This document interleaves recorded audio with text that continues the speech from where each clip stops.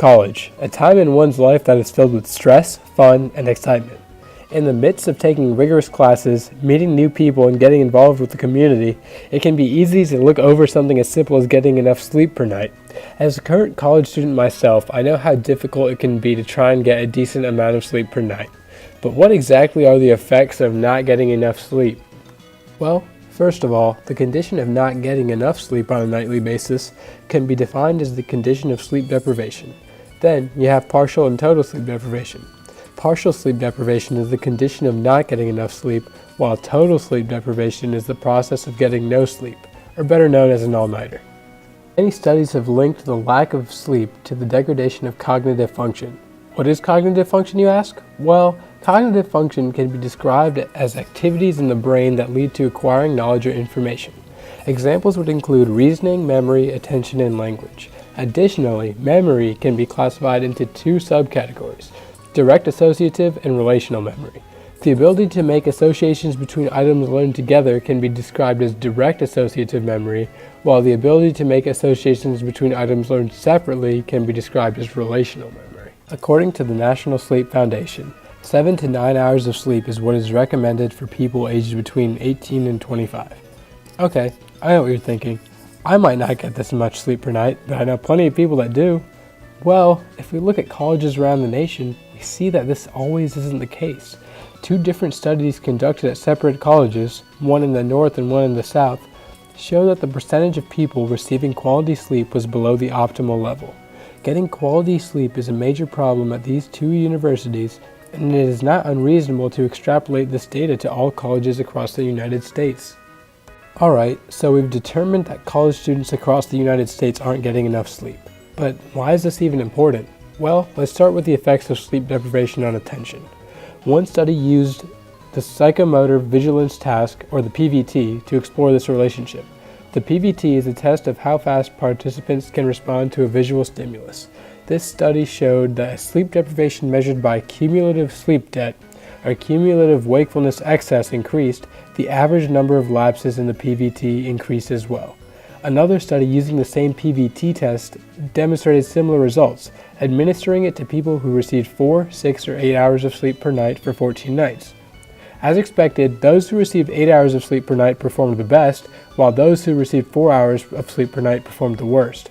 Not only that, but this second study also showed that the group given 4 hours of sleep per night scored worse on the test each progressive day, meaning that cumulative sleepiness plays a major role in determining the ability to pay attention.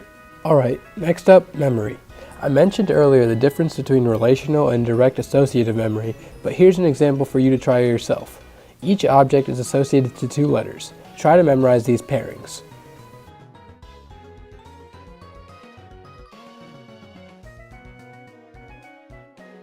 Alright, now let's see how well you were able to memorize the pairings.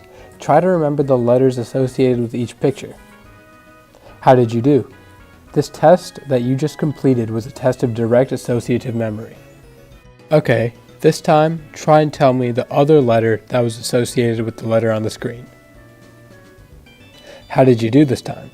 This test is a test of relational memory.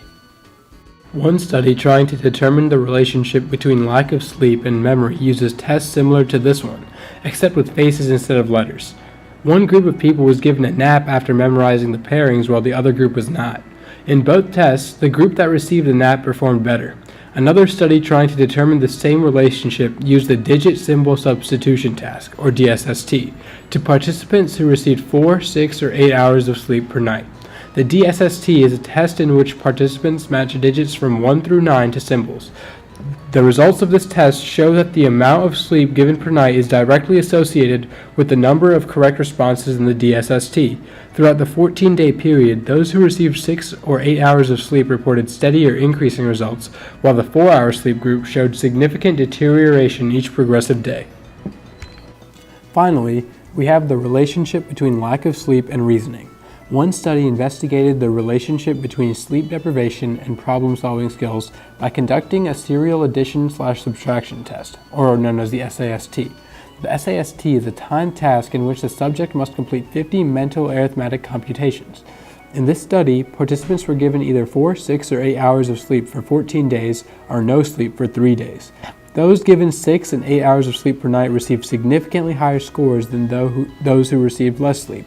Those given 4 hours of sleep per night demonstrated worse scores, while those given no sleep for 3 days demonstrated the worst scores.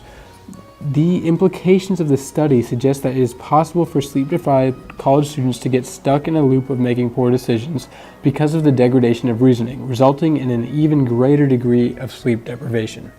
Alright, so you just listened to me babble on about the effects of sleep deprivation and all of these different studies, but what does it all mean?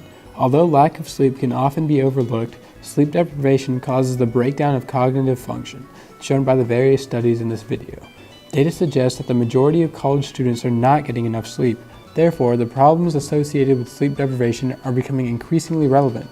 College students should be more aware of how sleep may affect their academic and social performance to find the proper balance of sleep and studies. So yeah, that all-nighter you were planning to pull to study for your first final? Maybe you should reconsider because of the effects that it may have on the rest of your finals during finals week.